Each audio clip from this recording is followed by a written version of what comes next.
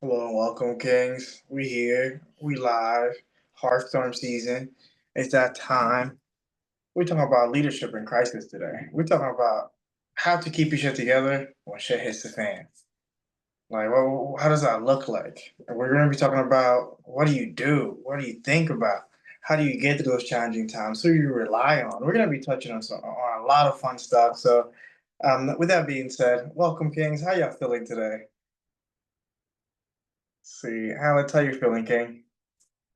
Hey guys, happy Monday. It's always a marathon on Monday. It's one of my busiest days of the week. So I've been going. I got all my practices in. I got a siesta in midday, unlike some of us. And I'm ready to go, guys. I'm ready to go. I'm all in. Let's go. So we rested. Let's see how it is. I ain't getting no shit said today. That's disrespectful. Straight calls today. Aaron, how you feeling, King?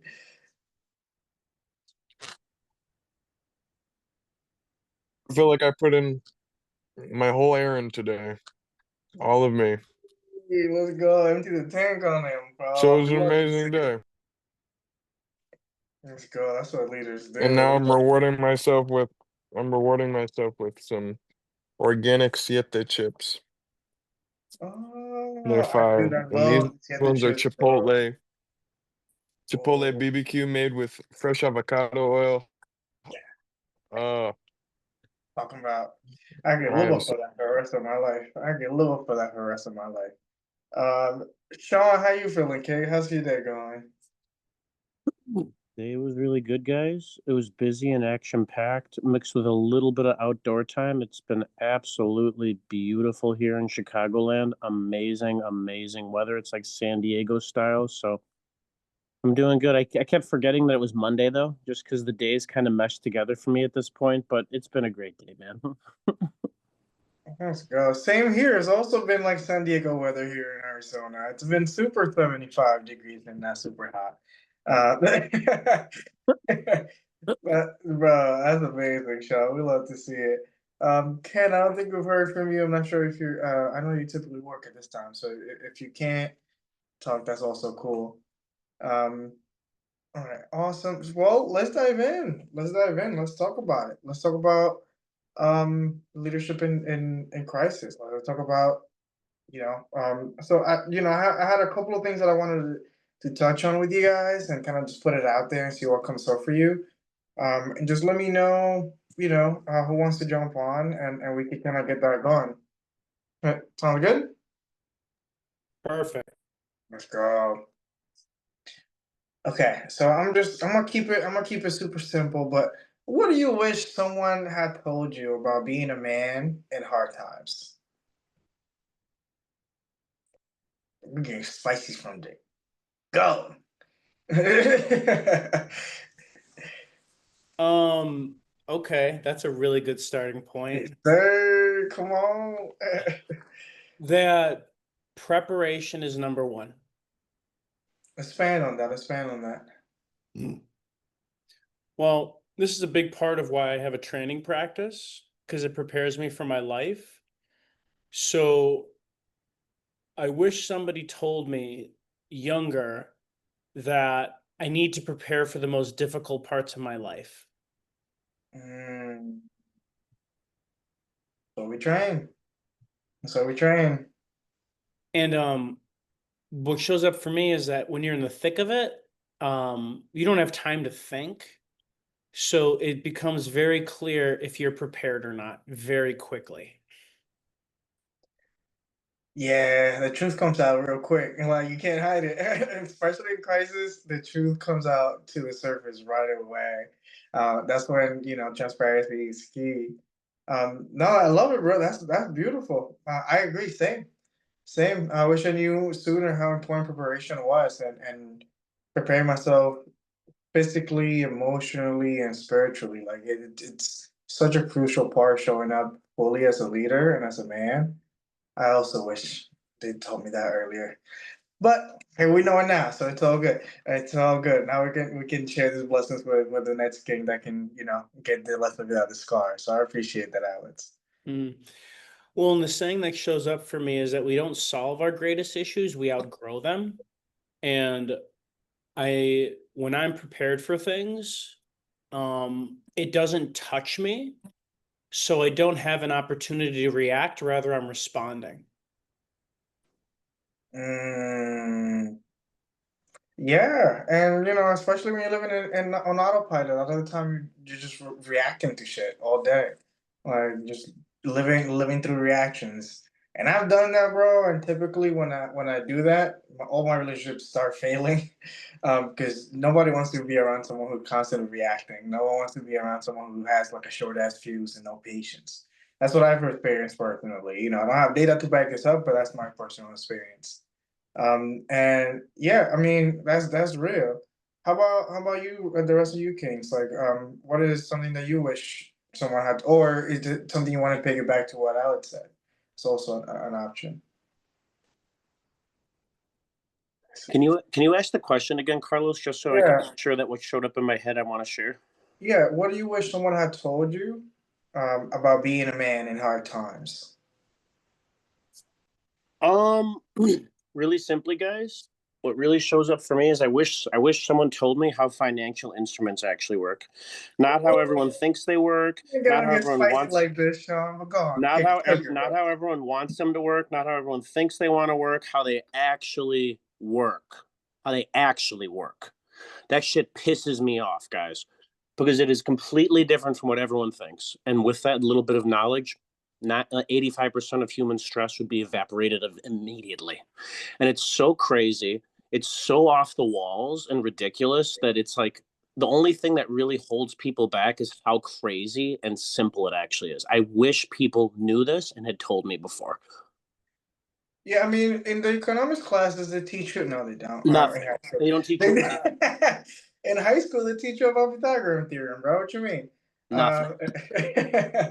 No, you're so right, Sean. You're so right. Understanding financial instruments and understanding how a lot of the system is put together is so crucial, and it's not something that's ever taught. It's definitely something that's very rarely taught, and it's heartbreaking because a lot of the time you see people's whole life be taken over by their belief about these financial instruments, and a lot of the time these definitions are not even true or real. Nope. And most people are so overwhelmed with information that they don't even know how to get started on educating themselves. um, but you go back to the history. Like all of this is documented. If you really want to know, you can find out. And I wish I knew earlier as well. I think I started learning about this back in 2022, 21. I think is when I first started learning. When I started my master's degree, that's crazy late. That's crazy late. Yeah. So that's a real one, bro. I wish I knew that one earlier too. Oh yeah. Oh yeah, man. It's a game changer. Yeah, I don't want to get too much into it, guys, but we're all lost in the sauce, and it's okay. There's a lot of room for improvement, but if we really knew how they work, no one would have any finance issues. Nobody would be poor. Nobody, and that's a huge statement, but it's true. When we read their codes, read what has been laid out for us, and I know it's really triggering for people. Their butthole starts clenching up, and they get really pissed off when they start even like thinking about this conversation. And I get it. It's not the messenger though. It's because we don't know anything. We really don't know anything. I've talked to people who have more funny money in their bank account than you know what to do with. They don't even know the simple definition of it. That's a real problem, guys. That's a real problem. So yeah, I don't want to go off on a tangent, but I really wish that we taught each other and taught ourselves how these things actually work, not how we think they work, not how we want them to work, but how they actually work within the United States Code. It would be a fucking life changer. I love it, bro. And honestly, you know how I am all about the tools. One of my favorite books that teaches about financial instruments. It's a odd name, but it really is like a really great educational book about this. It's God Wants You to Be Rich. So the writer actually goes really deep into the history of money and how everything it's put together. I read a lot of books on money and how everything came together, but that book does a really good job simplifying it and applying it to today's world. So if you're looking to learn more about what Sean is talking about, because we're not just here to talk about issues and like not have some solutions, God wants you to be rich. fucking fantastic read, and it will give you a really good, deep understanding how all of this came together and the timeline for it as well. Alexander and John, go ahead. And I see Can's hand is also up. I just wanted to really quickly reiterate because Sean brought up the bucket of finance. I just wish what I learned earlier is what real leadership is, and how it starts internally first. And that starts on all levels. And I think that there's some things that need to be discovered and not told, because we play the role, we might get into the role of tyrants and controlling. So there's absolutely things that need to be discovered, but figuring out a better way to really educate people so that we can actually step into that and discover that at a younger age. Yeah, and being a role model is the best way, right? Like we can, be that person and show people the way. Like, look, just do what I did. Beautifully said, Alex. Beautifully said. My brother Ken, I see the hands up. He be hiding from us. What's up, my brother? What's up? Hello, everyone. How is everyone today? We blessed, bro. Good. So I just wanted to follow up with what Sean said. I feel like when it comes to finances and law, like those two things are as convoluted and as complicated as they are for the most particular reason, which is like, the people that get it, and the people that don't, they're not gonna. Like that's the way it was designed.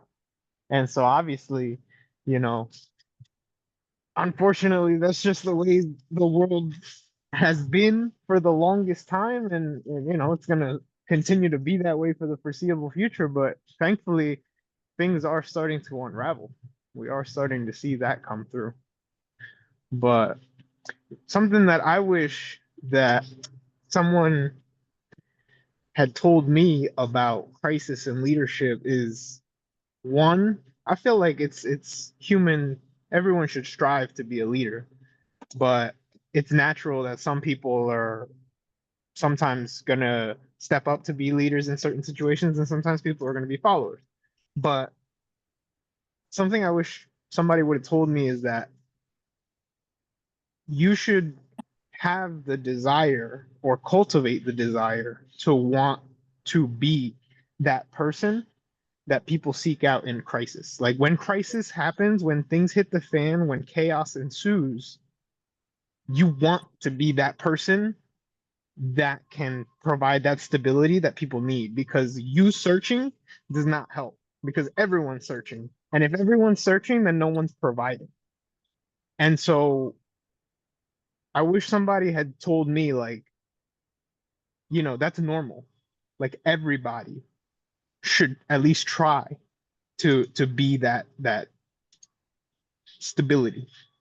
And then at the same time, I wish I had been told that, like, regardless of that, you're not going to have the answers. You're going to have to figure it out. You're going to have to wrestle with some feelings. You're going to have to wrestle with a lot of things, actually, to even be able to be that support for people. Because, like, it's complicated, because, like, you have to kind of appease yourself. You have to kind of, like, because I speak from example, because the only example I got was from my mom, which was when things got tough, it was just don't show how bad things are. Like you show strength by just maintaining the appearance that everything is okay. Like that's the way I was raised. And so that's the only example I ever got was, in those moments, and obviously we're her kids, that's our mom, that's our only means of support. And so she's not gonna let us understand just how bad things are. She's gonna be like, everything's fine. And like Carlos said, God has us. And as long as we can trust that, then everything is good. But I watched that at a young age, and like something internally made me feel like, why can't I be there for you? I know you're suffering. How can I help you? But like, that's not a conversation that she would have brought up to me, because she wasn't gonna let me see that pain that she was going through. And so it's a wrestle of being that person that people can look up to, but at the same time having enough, like I guess having done that inner work to be able to go through those dark moments. Because crisis happens. Like life does beat us down, and it's up to us to be strong enough to face it. That's a powerful for sure, bro. I see the downloads coming in for you. That's what's up. And I love it. Yeah, honestly, like as a leader, it's important to provide a stability for the people that you work with, and it could definitely be hard to just be okay with not knowing, and still showing up regardless. Like that takes a lot. That's a beautiful share. What's coming up for you guys from Kansas share? Definitely want to hear from you guys as well. Go ahead, Aaron. Sure, well, I definitely relate. I don't have anything necessarily to share with Ken's share. I have my own distinction that I'd like to share afterwards, so you can definitely chime in, Sean. Yeah, and I was just curious. It's like that whole, like, and I know, like, at a certain point, like, we can't always wear our emotions on our sleeve. Like, we really got to, like, pick ourselves up and, like, get back to work, so to speak, or get back to business. But also, it's like, I wonder where that mindset came from. It's like, oh, like, you don't show any weakness. Being emotional or sharing what's wrong is weak. And like, I'm really curious where that actually showed up from, because it's like most of the time that's exactly wrong. It's all wrong. Like, if we're not willing to be vulnerable and we're not willing to share, like, obviously we don't want to just like gush to like the coffee barista. Like, timing is everything. But it's just like, if we don't share, we actually become very weak, like in our heart, like our vessels and our arteries become congealed, and they become like stiff iron.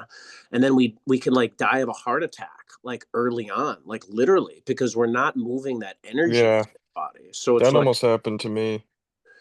I think it's almost happened to all of us, guys. I'm speaking from experience too, brother. I really am. And it's like, yeah, so it's just, I'm curious, guys, like, where the heck did that come from? Like, it's so toxic. So I want to dive into what you're saying, Sean, because to me it sounds like emotional transparency. That I've been really paying attention to emotional transparency in leadership, and really paying attention to the leaders that are transparent with the people and the leaders who are not.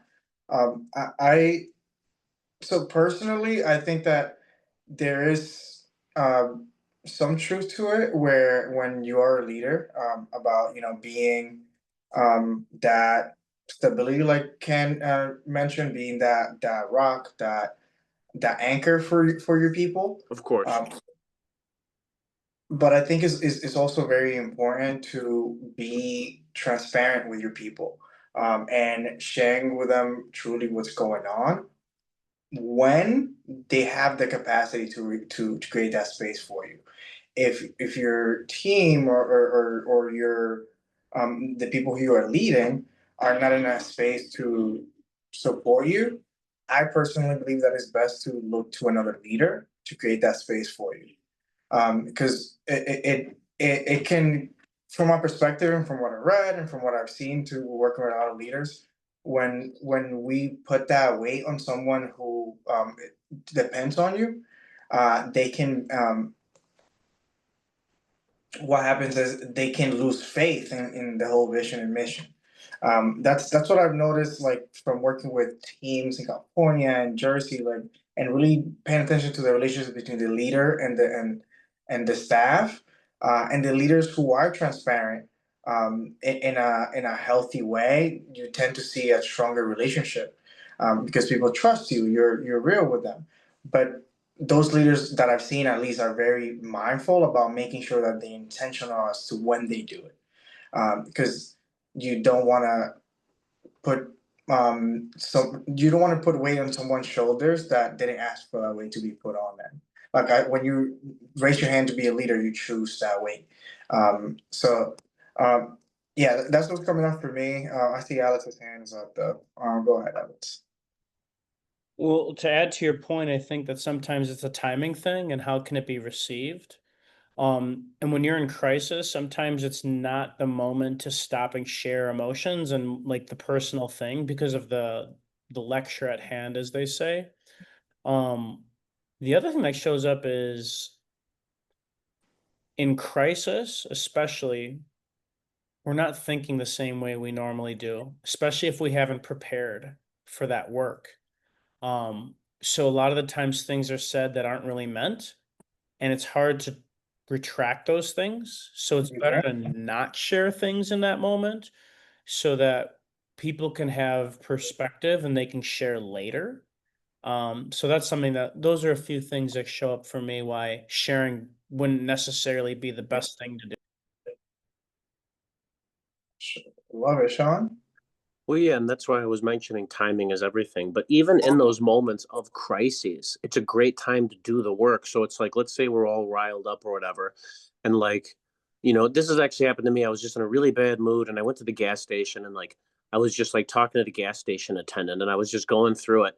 But like, what I realized, like moving at faster than light speed, he's like, man, you don't look like you're doing so good today. And I could have like gone off on a tirade. I was like, yeah, I'm just dealing with something. And I like said something really simple to him, but then he said something really simple back. So it's like in the moment of the crisis, sometimes we can push aside all the riffraff and really get to the heart of a simple sentence that's really bugging us.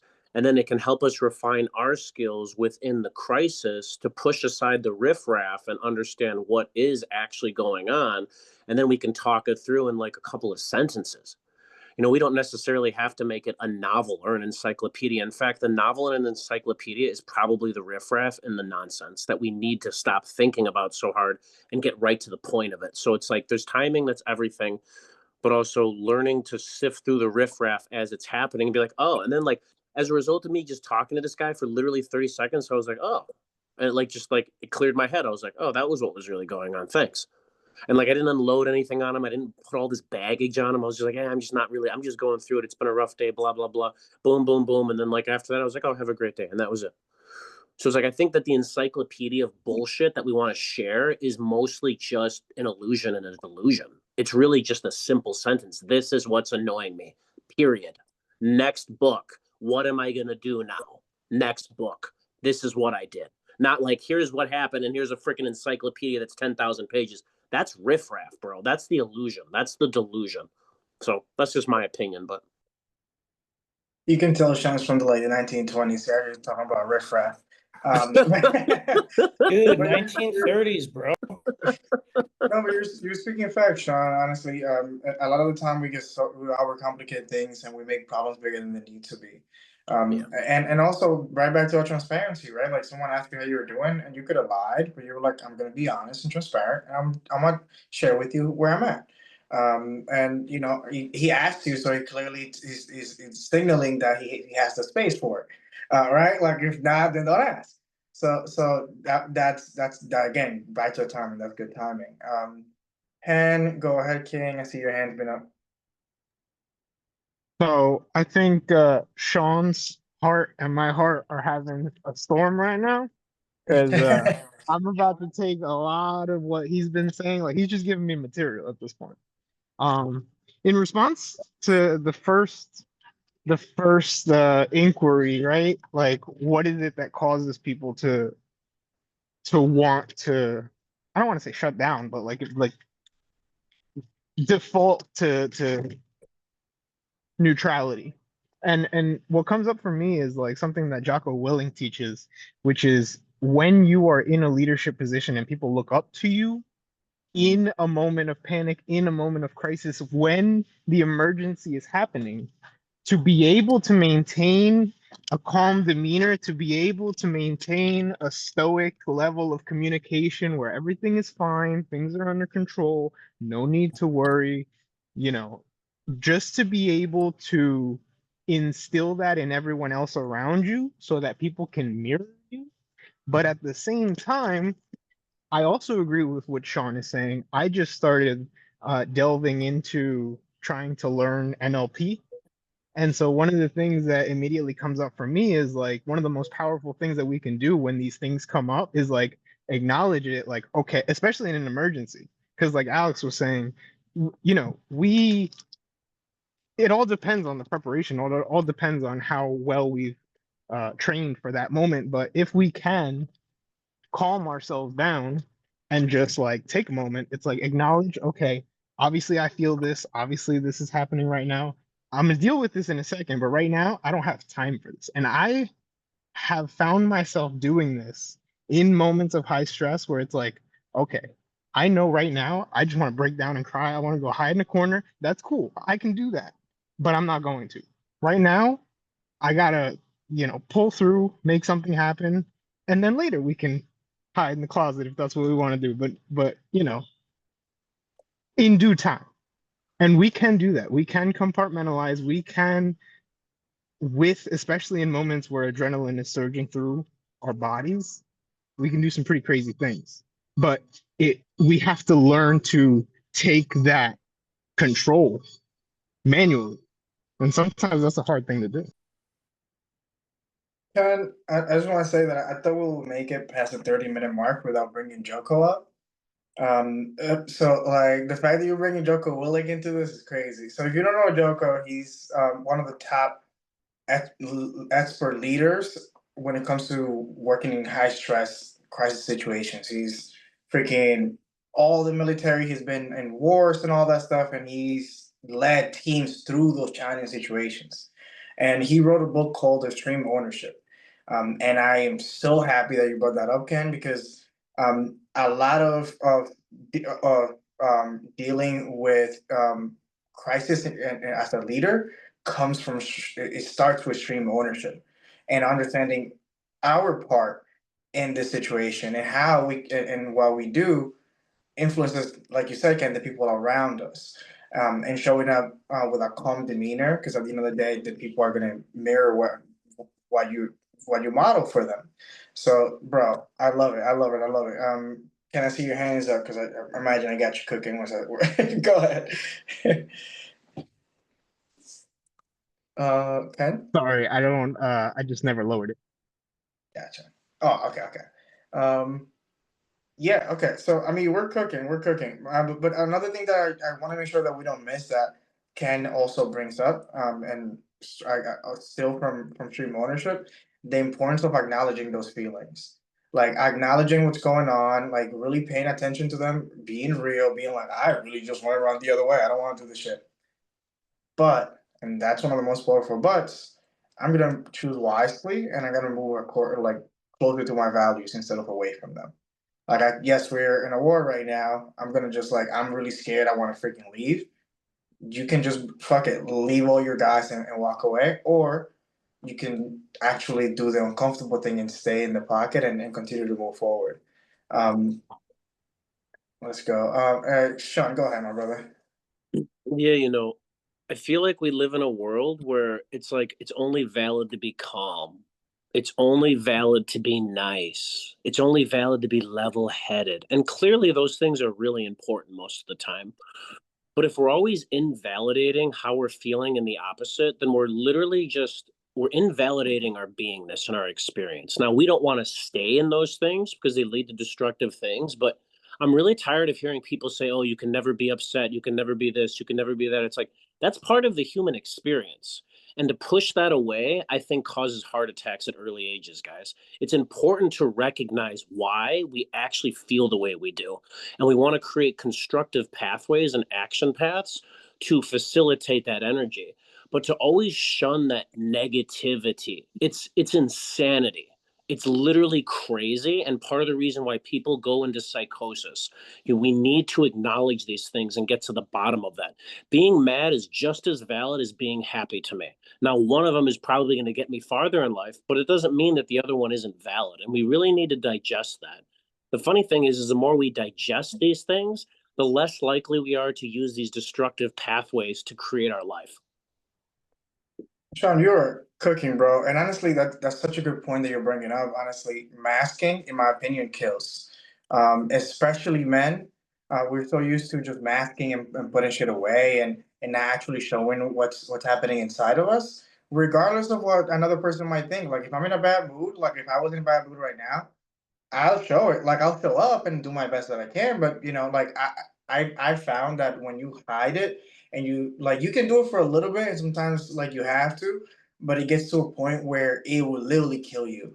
And I can speak from personal experience. I remember in yeah, 2021, when I was diagnosed with depression, I was masking for a whole year because I worked in clinic, working with kids with autism, high, like really high aggression kids, really high, like crises all the time, like coming in, you have to make sure everyone's safe, like no one's getting hurt. And I was just masking that whole time. Like I was just like, no, I'm good, I'm fine, everything's good. And it got me to a point where I literally was thinking about ending my life before going to work. Because I was like, how the fuck am I going to put this mask on again? It started to hurt even more and more the more that I did it. And then I decided, like, fuck it, I'm gonna just be me. I'm gonna take this off, and whoever doesn't like it, then that's on you. You don't have to be around me.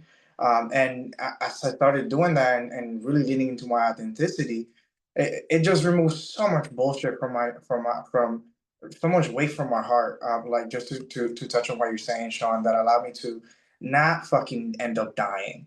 And I see it all the time because it's kind of like this idea that men are supposed to be strong and hard all the time, and when we're that all the time and we're masking all the time, we end up killing ourselves. And whether it's your heart call like giving out on you, or you end up drinking yourself to death. And I see it all the time, and it's heartbreaking. And what happened to my dad? So like I know exactly what it looks like. I saw it firsthand. Yeah, And so thank you, Sean. That's an awesome, awesome observation for sure. And I see Ken and Aaron's hand are up as well. Love to hear from you, Kings, as well. Go ahead, Ken. Aaron, you go first. Well, if we're Too cooking, many gentlemen on here. I don't want to switch the subject if we're cooking, but I just wanted to ask how we got here and what was the original question? Yeah, I mean, we started off really talking about crisis in leadership. I know that we touched about what are something that we wish we knew when we were younger. And that we started going Mm, deeper. We started diving into emotional transparency. We started talking about home ownership, and that led into talking about masking. So that's the main topic. yeah. Yeah, I think I'll share with I'll weave in what I was gonna share.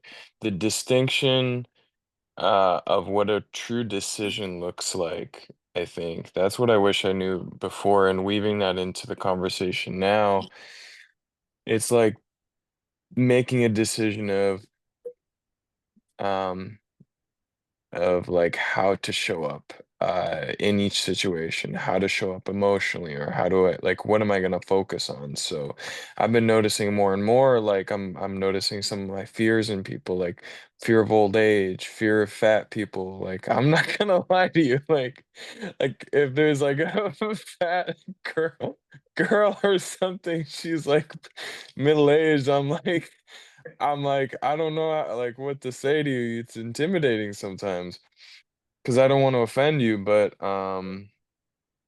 so it's like it's I mean I'm just sharing from my heart.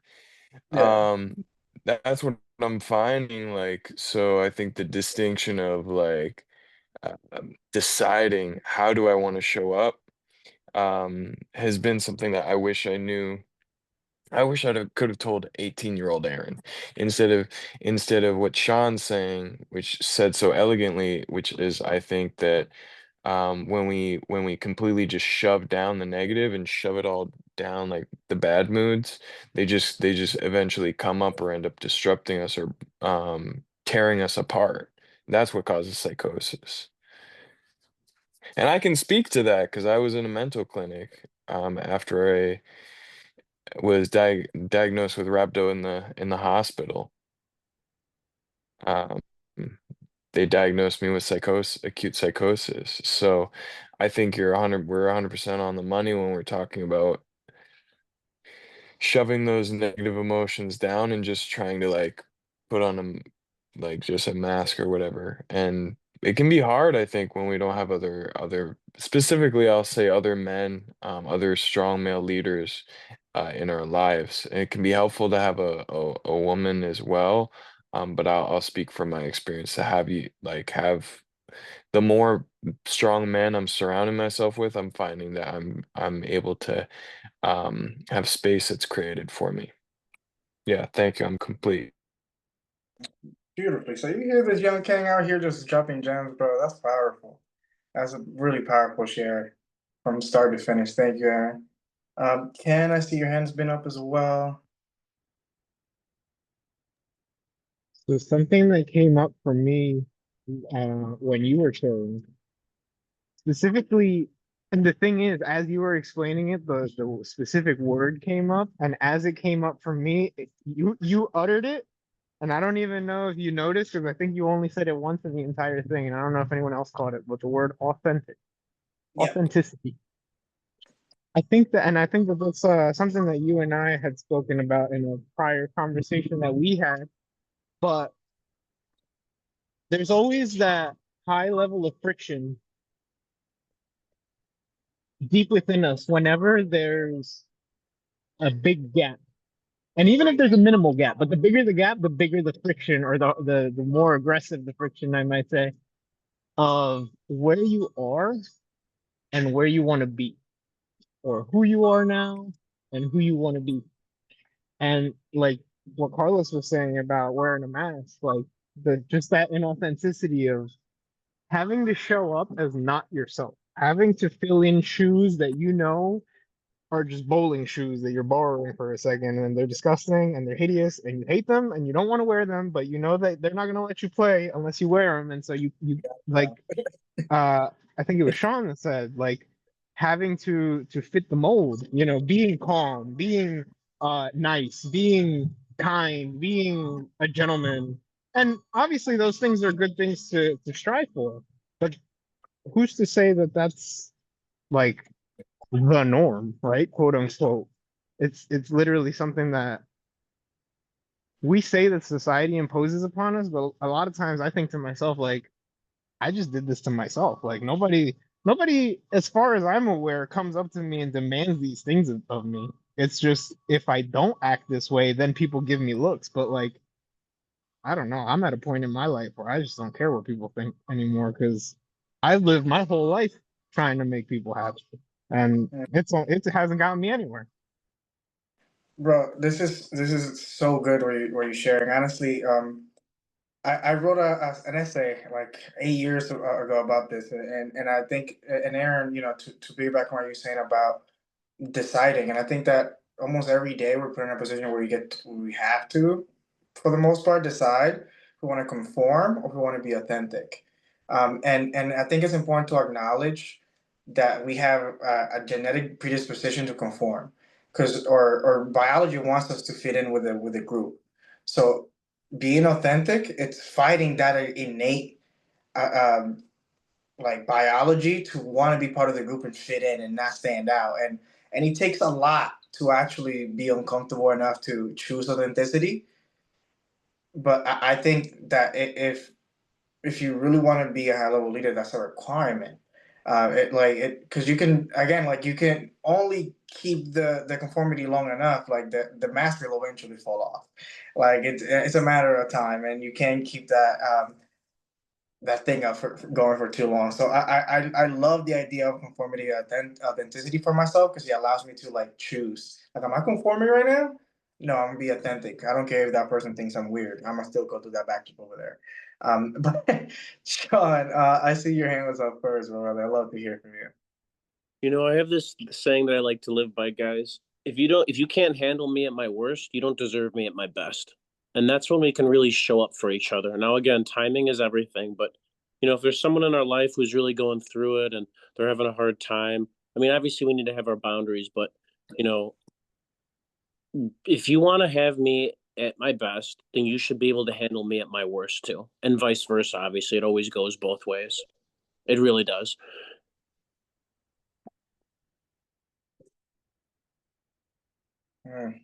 Alex, go ahead. I see your hands up as well.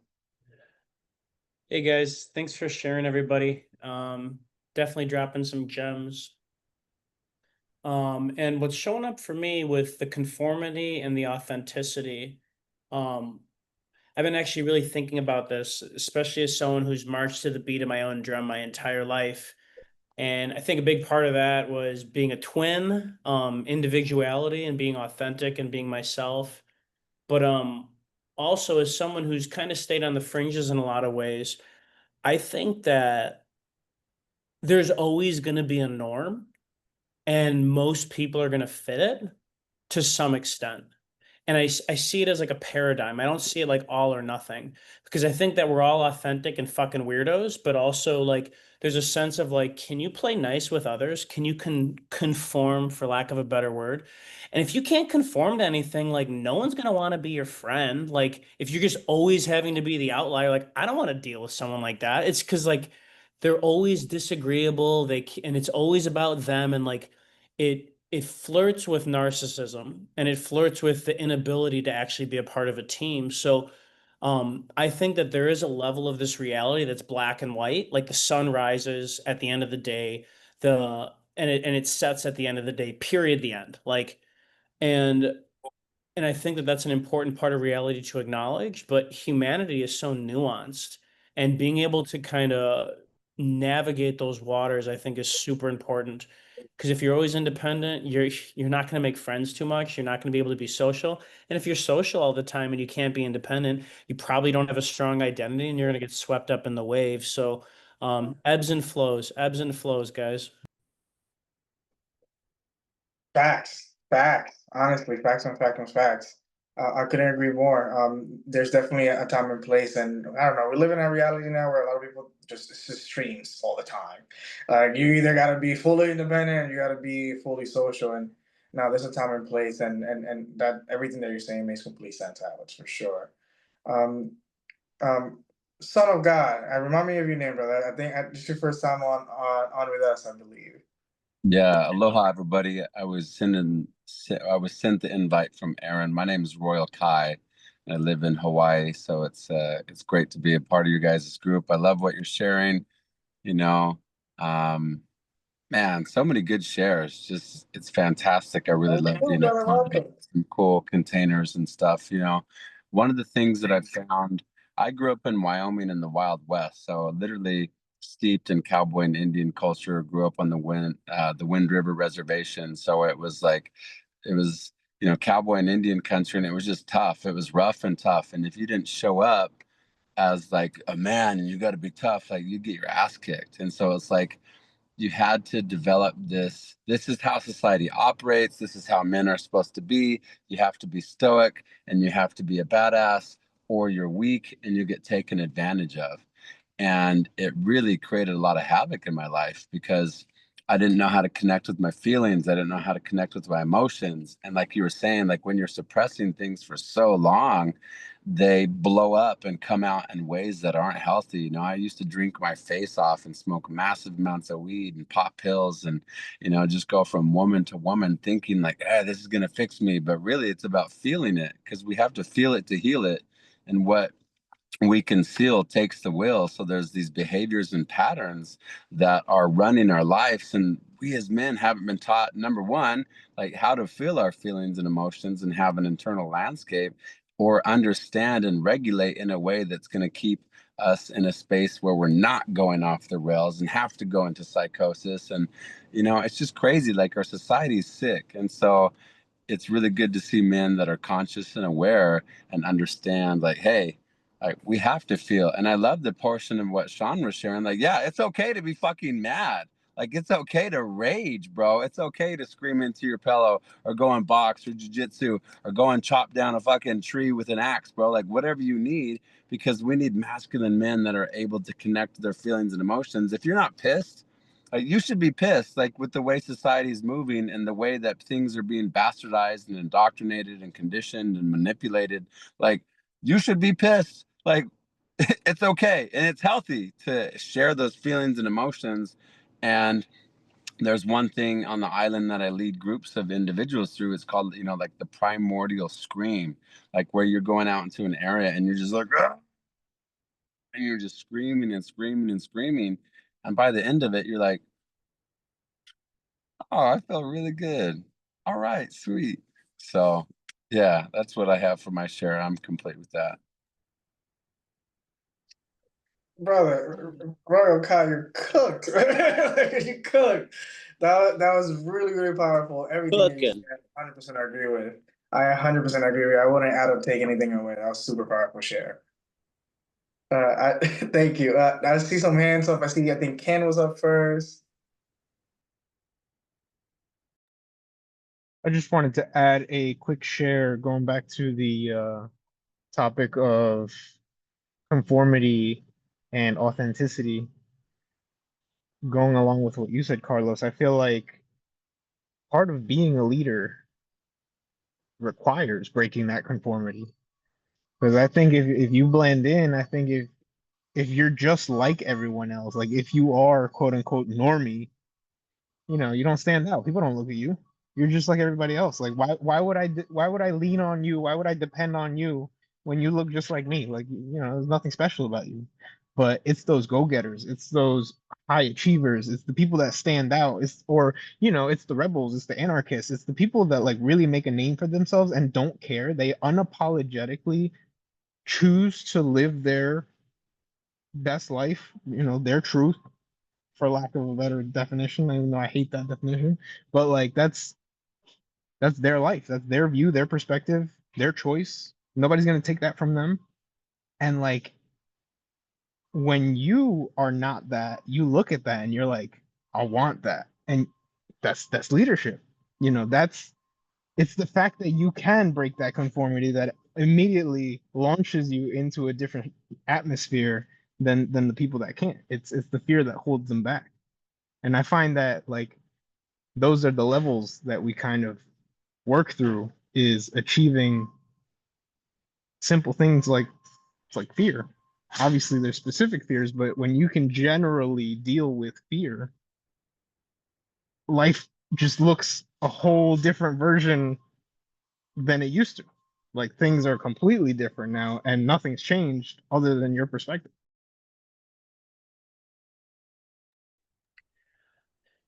What is real fear though, guys? Like I've been thinking about this and how fear is an illusion and all this, and like what I have noticed in our modern era where, kind of like the Kai's example, like most people aren't living in like I'm gonna beat your ass and like wild, wild west. Like we don't have that as much, I want to say, or at least the mentality, at least my experiences. So it's like I find a lot of my fears aren't really real. But when it comes to like real fear, like I think it's important that we do acknowledge and address those things. So I'm curious what you guys even think what real fear is, because like you're scared to make 10 calls because you're scared to be rejected. Like, I don't think that's real fear. Now, like if you're in your house and someone drops off like a hungry tiger and closes the door and like, you're facing the tiger, like that might be real fear. But so I'm curious what you guys like would classify as like real fear in general. To me, I think one of the main pillars of fear is lack of understanding and misidentification, and also not understanding things. Because I feel like, for the most part, in my experience, it might look different. People want to get things right. And so I noticed that I think fear is directly related to misunderstanding, guys. Not understanding words, not understanding function, not understanding what to do. That's what I think a lot of fear is. Because I know in my life, when I clear up a lot of those things, there's no such thing as fear anymore. So I don't think that that's all of it. Like you said, there's the tiger thing. There's Wolverine kicking down your door and he's going to tear you into pieces. That's another story. But I think it's mainly related to not understanding form, not understanding function, and definitely not understanding terms and words and definitions that we use every day. That to me, I see it play out all day long. I think that is so directly linked to people's fear. So I agree, Sean. I'll just say to me, fear is something that I don't know typically. Like once I have enough information, it goes away. So I definitely support what you're saying, Sean. Ken, I see your hand was up first. So what's up? I see a lot of hands. We cooking.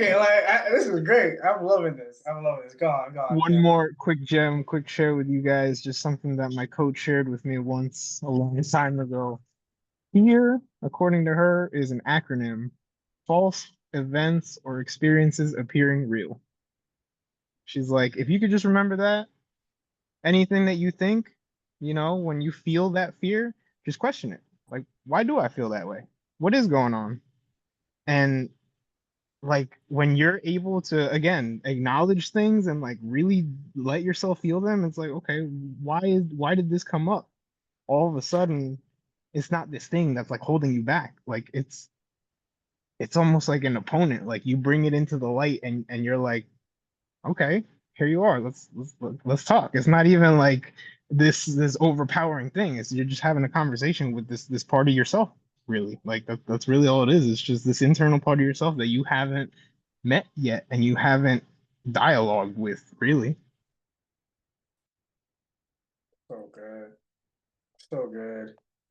I'm gonna keep breezing through this because we are getting to the end of it. But Royal Kai, your hand was up as well. I'd love to hear from you, brother. You're muted.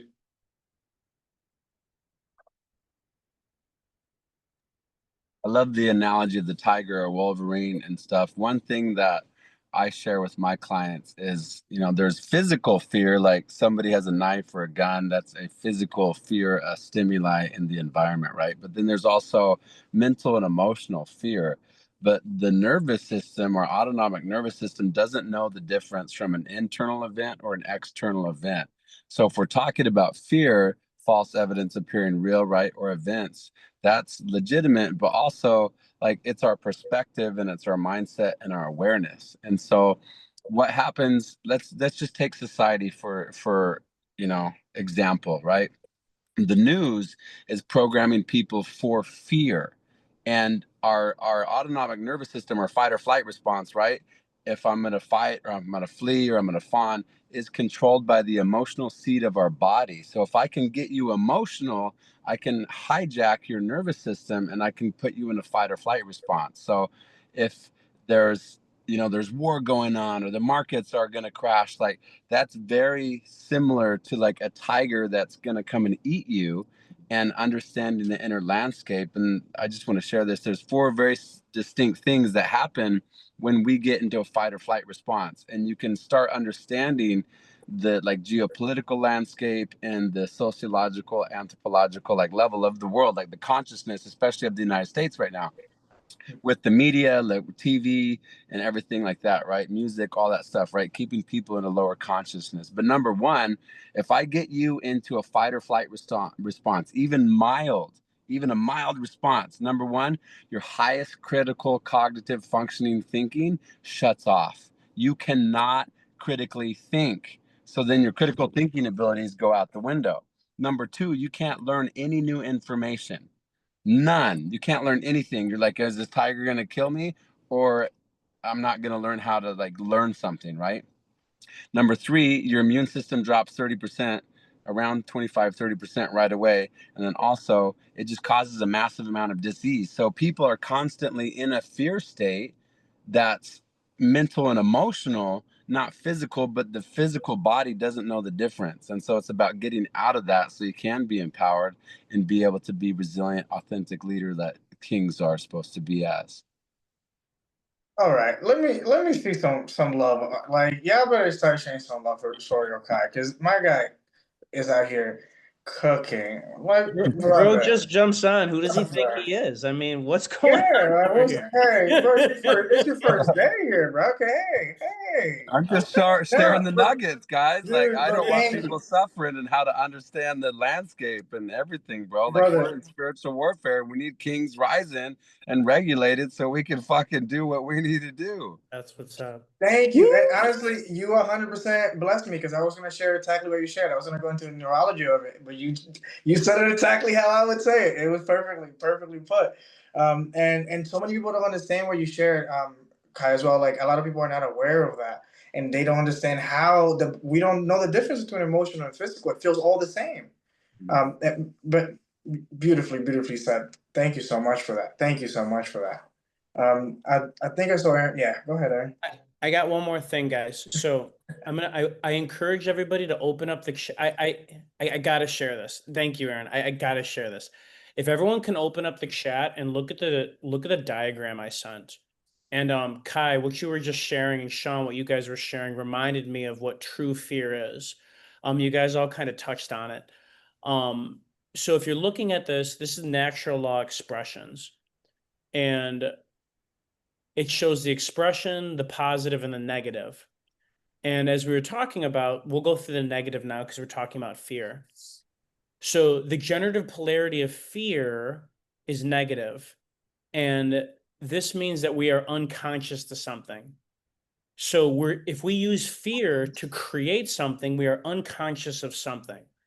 Now, the initiating expression and how it starts is ignorance, which is refusal of the truth. So Kai, to talk about like what the media does when they put you in that state, you actually cannot accept truth because you're not open to it, which is what real love is, openness to truth and consciousness.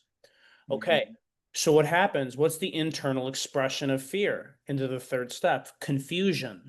So that's what puts our internal state into confusion. So naturally, we look for something outside of us for control. So that's when you see people like, oh, I don't know what to do about my health. I'm just going to go to my doctor out of fear, not out of actually real knowledge. And then what is the manifestation of that fear? Chaos. And that's manifested evil. So I find that that's a really great way that fear works and operates. And I feel like Kai, you just beautifully described that. Sean, so did you as well too. And Carlos, you did from that neuro side as well. This is what happens when you get a bunch of teachers on. Like we all here just sharing the blessings. This is so good. I'm loving this. Aaron, I definitely still do want to hear from you, brother. All right, so just because I'm totally devouring this book, I want to bring this into the play. Unlimited Power by Tony Robbins comes up. He says that in the chapter on the birth of excellence belief, he quite literally says, in essence, human belief is excuse me, in essence, human history is the history of human belief. In essence, human history is the history of human belief. So that's what I just wanted to bring to the table. That just kind of blew my mind because we can either believe in fear or we can believe in love. And when we believe in fear and it creates an internal state, like I'm not in the moment to elegantly say as well as what Royal Kai said on the call. That becomes real in our mind, and then it gets expressed in our body, I think. So I'm gonna go to sleep. It's like my bedtime now, but I appreciate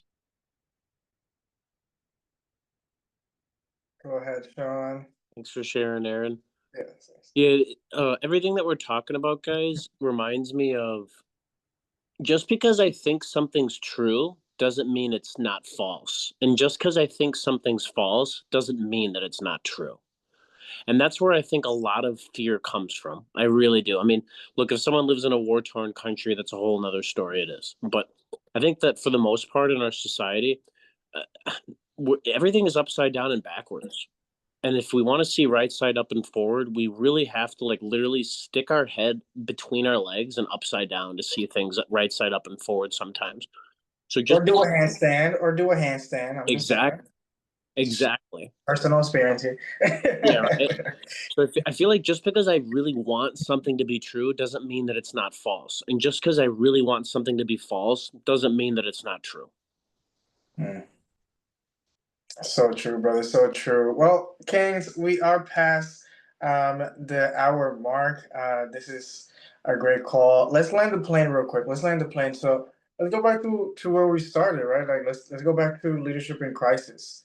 Um, uh, and let's make this quick so that we can all get out of here. But let's go over mantras. Like, what are some mantras that you kings and leaders have in your mind when you notice like, hey, like shit's hitting the fan right now. Like, how do you guys get your shit together when shit's hitting the fan? You notice like you're in that season of crisis, or you're in a crisis situation. What is something that you tell yourself to better navigate those situations? I breathe into my dantian and I say good. That's it. Let's go, Sean. How about you, brother? So in the moment of crisis, I don't tell myself anything and I wait to hear what shows up. And when I wait to hear what You guys are so good. Go ahead. what I want to hear is the riffraff, because Mm. the truth is always going to be something subtle and simple, and maybe not even words. Maybe it's just a symbol or something. So like a lot of the times when I don't say nothing, I don't think nothing, and then I see what really comes to me. And then as a result, then I can sift through it and say, okay, this is riffraff. This is the one right here. Boom. Let's go. That's so powerful. That's really, really good. How about you, Royal Kai? Depending on the situation, but getting grounded. I mean, breathing into Dantian is great. On the island, like our navel is called your pico, and so getting connected to the earth through the Aka cord, which is like think of an umbilical cord that connects you to the earth to stay grounded, so that the mind doesn't get all squirrely. And a little bit what Sean was saying, like what's riffraff, what's real, but if there's a physiological response in the body, like okay, like something's going on, and understanding like the inner landscape. Okay, like is this real? Like my body feels it is, but like if this is a crisis situation, like breathing, like box breathing is really good. But if it's like super intense, like in its prolonged crisis, it's like this too shall pass. Box breathing, maybe some journaling, but or reaching out to somebody if it's like an intense situation, and knowing like, all right, like we're cool. I'm not going to allow this to control me, because if an external event controls me, then I've lost my sovereignty as an individual. And so really staying grounded, like, all right, like they acted like this or this happened, but like what's the lesson in it? What's the medicine? And like breathing is crucial for me, just staying grounded. Mm. I love how we're on alignment. This is awesome. This is awesome. Um, okay, I mean, I can share, that, and I'm trying so hard not to comment on what you guys are sharing, because you guys are sharing some like really good stuff, and I'm like, no, don't do it, because I want to respect you guys' time. So for me, I would say that I always go back to something that I learned when I was in clinic and I worked with high aggression clients. I learned about statistical human therapy. One of the things that I taught my students was that this idea that, and even in crisis, we are the sky, or feelings and emotions are just clouds.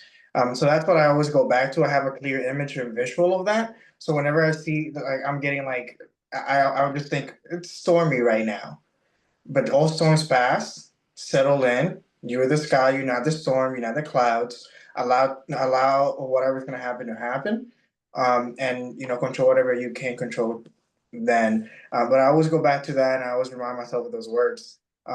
You are the sky. The your thoughts and feelings are the clouds, and you can just observe them and allow it to pass. And I have this image of being on top of a mountain in Jersey with like clear blue sky with just some clouds. I always remember that. And that image brings me right back and reminds me like you're stormy right now. That's okay. Give it some time. And I feel like it resonates exactly with what you guys are sharing. So like it's like just beautiful. That's beautiful. Um, uh, yeah, Sean, go ahead. What about Ken? I want to hear from Ken.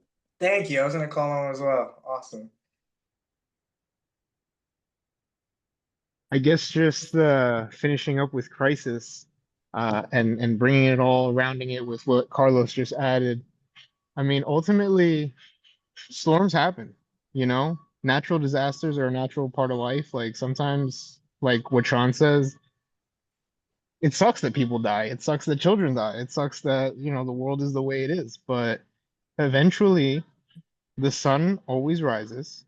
Things do get better, and it is just part of life, just like our emotions, just like those dark, deep feelings that we feel. They make joy and love and peace that much more beautiful, because these are the range of emotions that we were granted to feel, and they're what make life marvelous. Just the fact that we can even experience them. Beautifully said. Honestly, like there's no light without that darkness. Like you can't appreciate it the same. I couldn't agree more, Ken. Jose, I don't think we've heard from you. Are you able to unmute? I'd love to hear from you before we jump off. If not, then okay. Cool. Hello everyone. what I can say is, in times of crisis, what goes through my head is, I kind of like to think of it as in like I've already kind of been through this, or I've lived a life like this, or I've gone through struggle, and I kind of have to just kind of strap myself in, kind of see it kind of like a roller coaster ride. There's fear and thrill, and sometimes there's uncertainty, but I feel like that there is a point where I know the hard times are going to come to pass, and yeah, I also practice breathing. If I have to, I put on like frequency music, meditation, Tibetan flute music, and I like to dance. But yeah, I've been doing a lot of that more recently. I feel like, yeah, I just want to say I'm grateful to be here in this space with you guys, and yeah, you guys are awesome. Love the work you guys are doing. I love it, brother. I love it. Thanks for that share, and I feel the same way. I'll leave us with this one. And one of my mentors shared with me like 4 years ago, and I did not like it when she told me this. But she told me you can do hard things. And I remind myself sometimes I have to remind myself, hey, like, oh, I acknowledge it's hard, but guess what? I can do hard things. And I have a ton of evidence to prove that I can. So that's a beautiful share, Jose. I appreciate that. Yeah, I feel pretty complete. We're 10 minutes past. I figured this conversation was going to go a little bit into it. But is anything else you guys want to share before we jump off? Great shares today, guys. Everyone dropped a lot of gems. Thanks, everybody. Everyone included. Seriously, I appreciate you. Thank you, guys. Thank you. Well, take care. And let's keep making these moves. Elevation season. Let's go. Thanks, guys. Have a great night. Let's see it, boys. Let's see it. Oh, got receipts. Woo! Take care, guys.